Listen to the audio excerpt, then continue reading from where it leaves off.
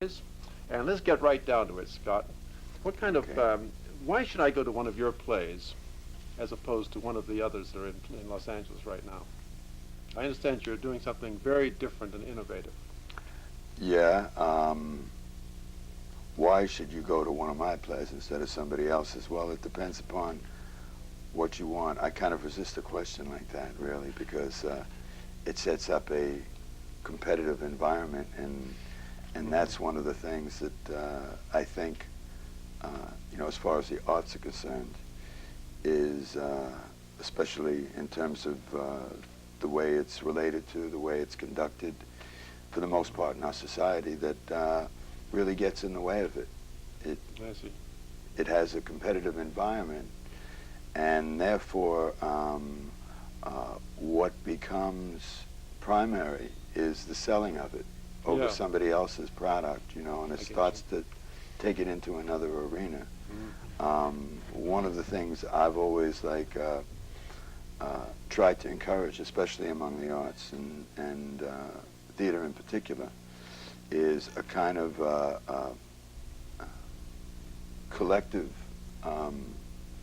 working together, in terms of what we're all about in theater, why we're doing theater, what our responsibilities are, what our relationships are to each other, to the community we function in, and to the world at large. So I don't know Okay. why you should come to my theater instead of somebody else's. That's a great answer. I think I'll come. Except that I like to see you there, and Yeah. I feel we can have a good time together. Sounds great. Well, we had a talk a minute ago about the word plays. I said, see one of your plays, and you corrected me. Right, only in that I wanted to qualify that because I think, first of all, the word play has gotten a bad reputation, and it goes into this whole thing of a play has become now, because of what's happening with theater, the way I see it anyway, just another play. There are plays and there are plays and there are plays, and most of what I see happening in theater today is really just an extension of what people are watching on television or what they see in movies, except that they don't do it as well in theater because they're confined to a particular facility. So my feeling is that unless we in theater start to relate as producers to what we do as an event, as something special, as something different, let's say, from what the other forms are doing, we're not going to be able to survive. I think that's one of the reasons why theater is really hurting today. I mean, always from time to time you hear that line about theater is dying, and I think every time we hear it, it's true. And I think today, more than ever before, because of technology and its abilities and everything like that, theater has fallen into a particular trap of some sort.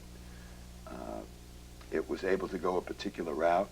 I feel it also was able to cop out on a lot of its responsibilities, and also to get away with murder, really, in terms of presenting a certain kind of program which stopped somewhere down the line taking advantage of what its form was all about. I mean, it could just do these stories, Right. and not particularly interesting or entertaining, and it could get away with it. Now it's got real competition from film, it's got real competition from television, and it's not enough. It's not good enough. It's got to make use of its uniqueness, which is its liveness, which is its vitality, which is its potential for celebration, which is inclusive of everybody that happens to be there, rather than who's on this side of the stage. The voyeuristic aspect that we were talking about before. Because we get plenty of the voyeuristic aspect when we sit at home and watch television, when we go to the movies. If we're going to get the same thing at theater, we might as well not go, because we can have a better time being voyeurs, in our own living rooms. So the idea of play, on that level, doing just another play, it just projects to me something very, very limited. So I like to think of it all as theatrical events, and the forms can change depending upon what that particular event is all about. It can still be a play. Before you leave that, I had an interesting experience. I saw a play called Hotel Baltimore, Right. H-O-T, and they left out the... and it was a cute story. It was a hotel and the characters and the development, but it was very similar to watching a 2-hour special on television. And when did you see it? I saw it quite a while ago. Oh, but I remember coming home thinking, well, that's exactly what I see on TV, or exactly what I see in the movies. In fact, Why should I go? didn't they attempt to make a TV series out of that at one time? I don't know. Yeah, I think it ran unsuccessfully But I for a did while. come home thinking I could have gone to a movie, or why should I pay a large amount of money to go to a play and sit in a theater and get the reservations and drive downtown? I could have gone to my local theater and seeing something very similar in the movies. Now, what you're talking about now is something quite different from the little potted drama, which has got a cute story. Well, it's also interesting, people are always talking about wanting something larger than life.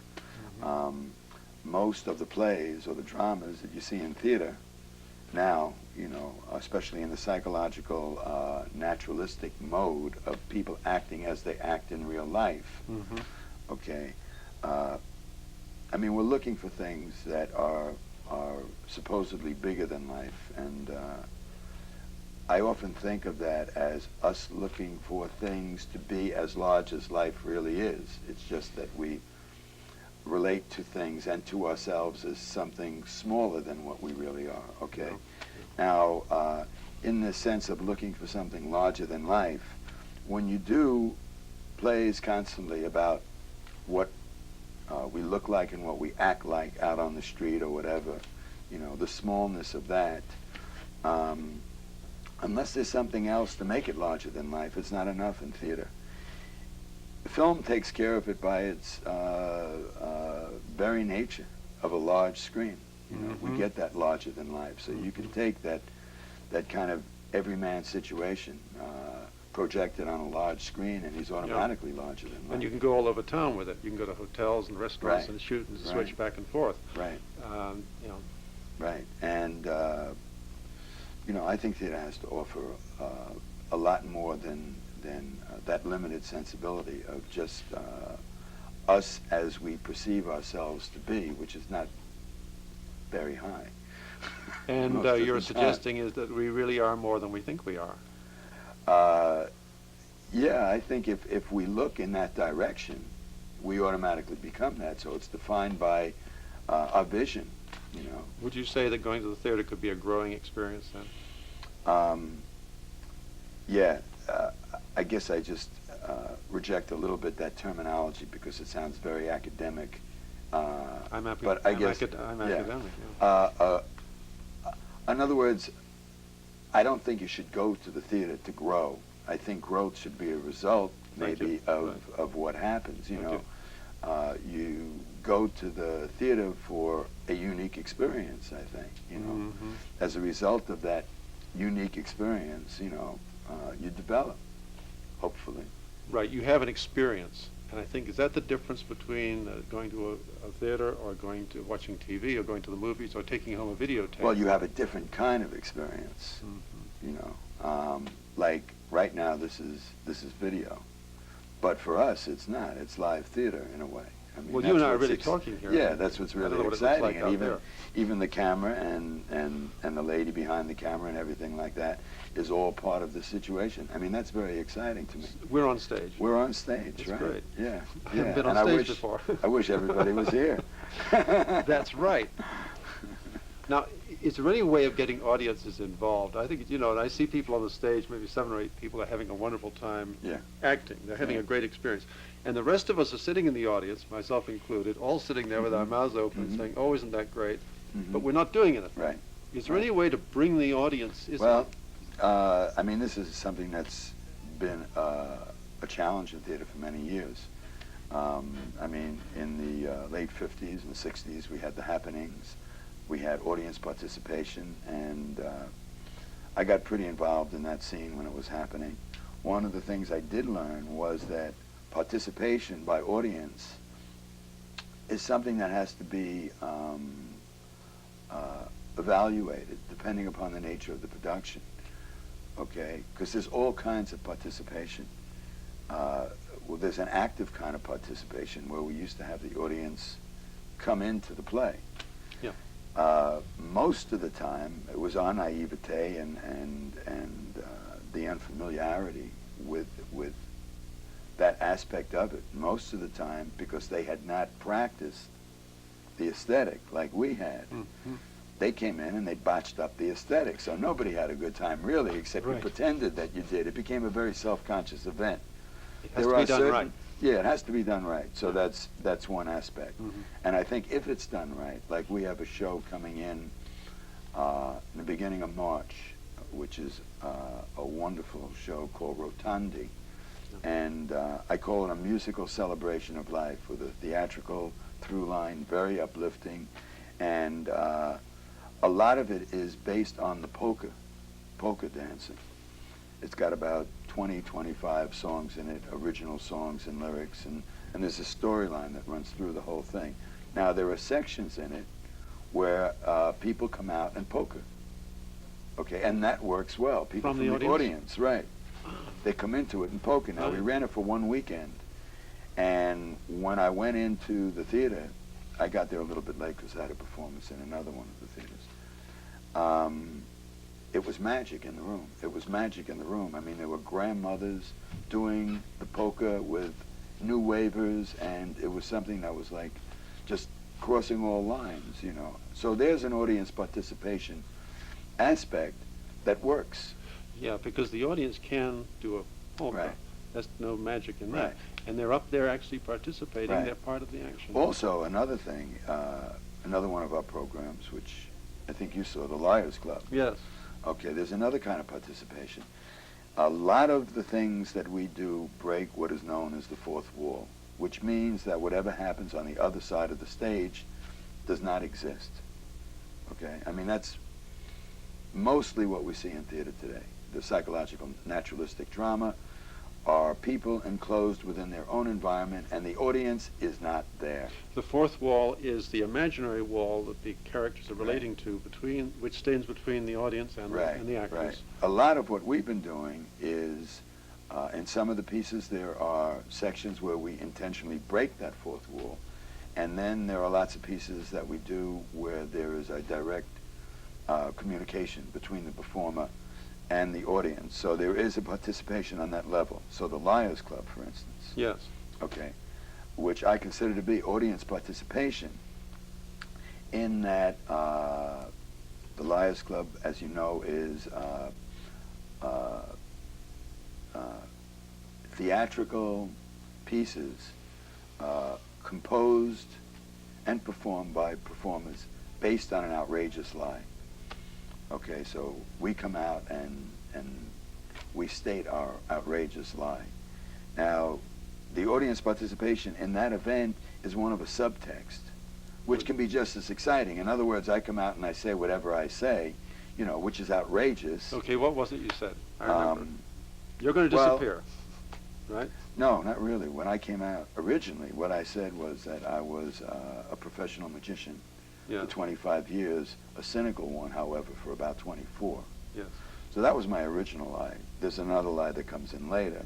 But a better example, a clearer example might be Kedrick, for instance. Okay, we'll use that as an example. Right, go ahead. Because Kedrick is a tall, thin white man who comes out and claims to be a big black woman. Okay, now he makes the statement. There's a subtext that goes down, a dialogue that goes down between the audience and Kedrick, which is, this I want to see, you know, let me see you be a big black woman, you know. So there's that one.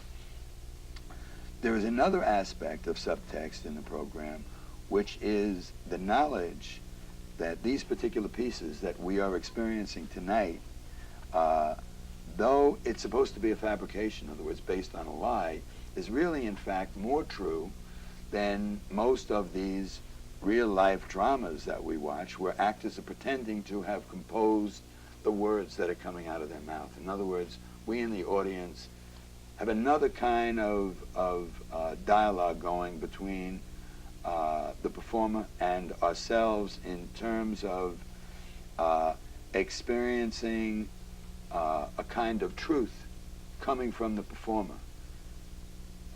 What I mean to say is that no matter how outrageous it might seem to be, the truth of the matter is that this outrageousness or this perception or whatever it is that the performer is projecting is in fact his or her particular truth, you know.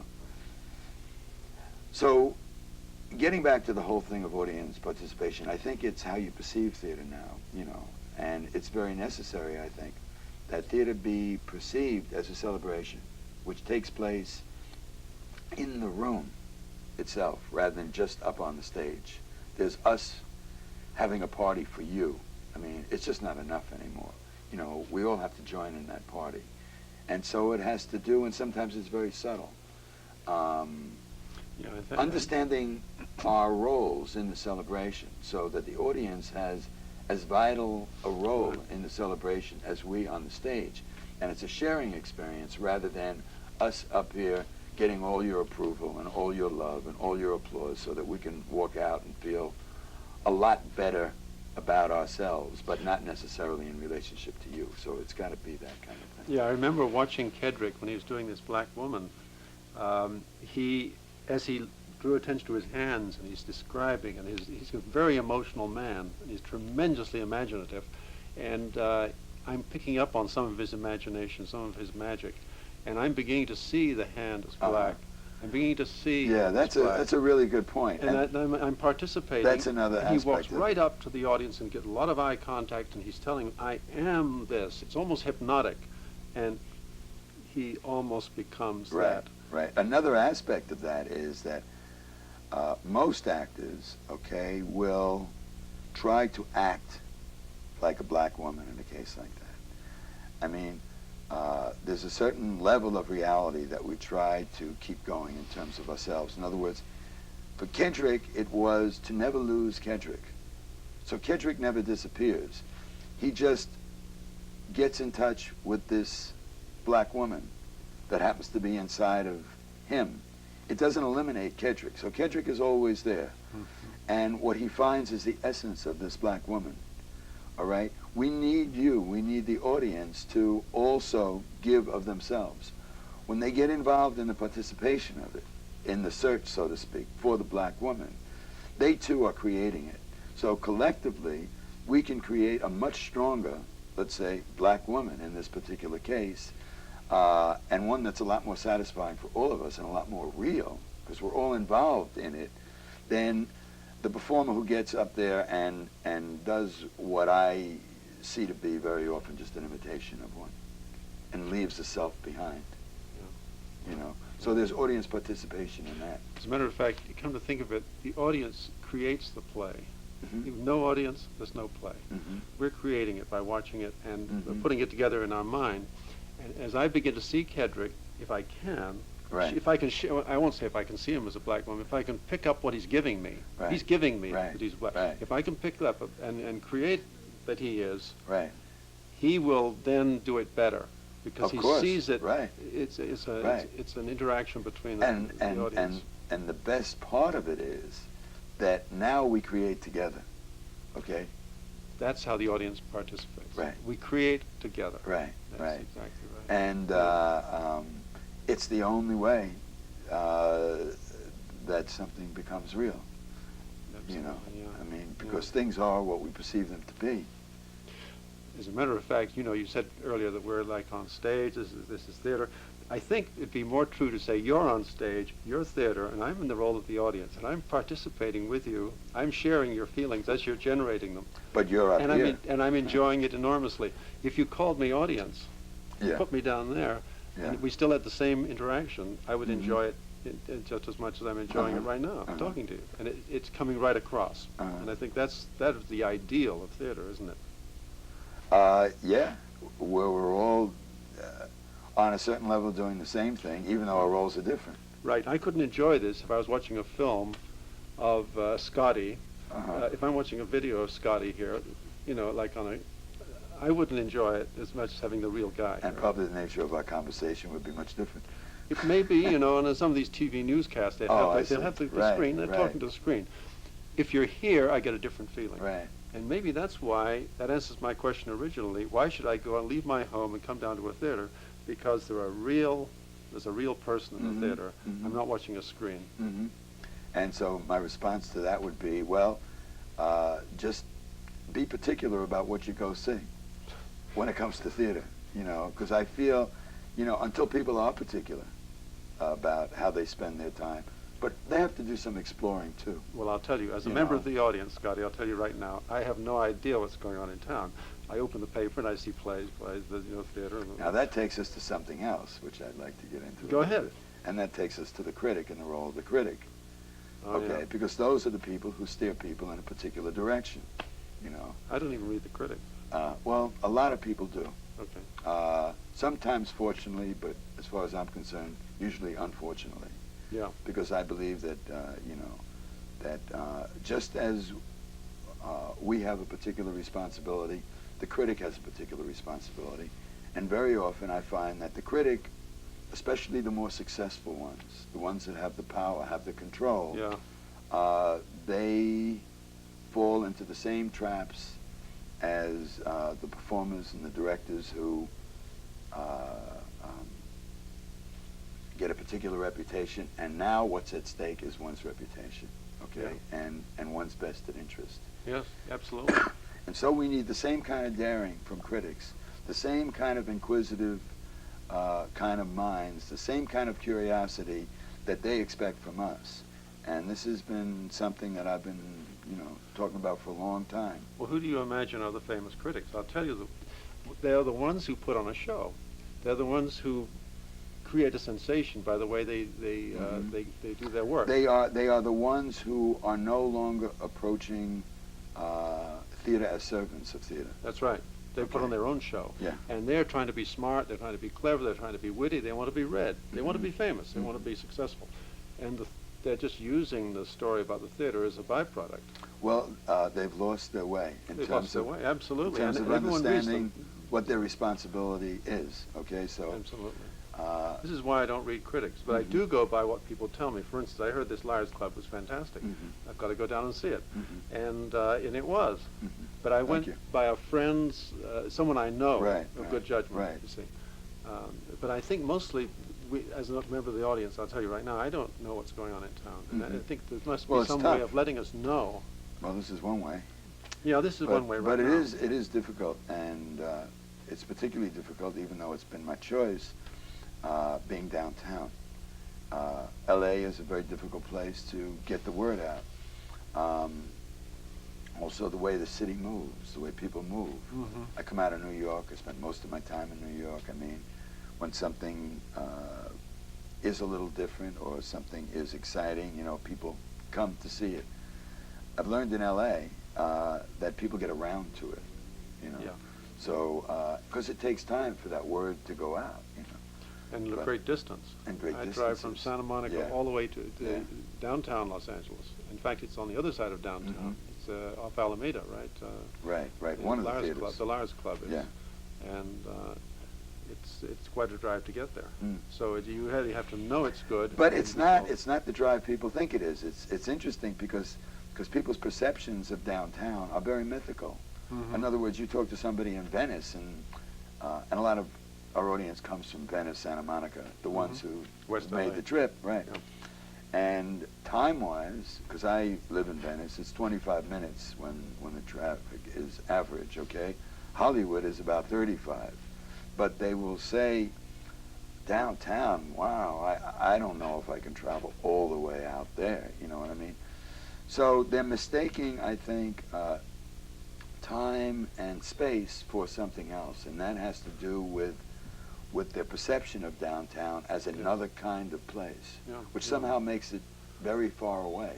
When they come downtown, right, and they go to Gorky's, and they come to the theater, and they see what's going on in our section of downtown, it's like, oh, wow. It's very near the music center, actually. which Yeah. a lot of people go there.